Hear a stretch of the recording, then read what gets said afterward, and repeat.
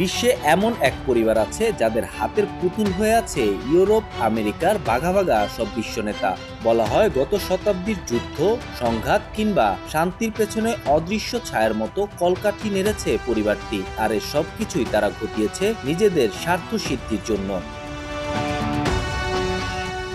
প্রভাবশালী এই পরিবারের এক ইশারায় তাসের ঘরের মতো ভেঙে পড়ত বিভিন্ন দেশের সরকারও। এই পরিবারেরই নিয়ন্ত্রণে রয়েছে বিশ্বের অর্থনীতি, খনিজ তেল, ব্যাংকিং ব্যবস্থা, এমনকি প্রযুক্তি ও ফার্মাসিউটিক্যাল জগতের বহু জায়ান্ট। তবে বিশ্বের অন্যতম ধনাঢ্য পরিবার হওয়ার পাশাপাশি সবচেয়ে রহস্যময় পরিবারের তকমাটাও জুটেছে তাদের।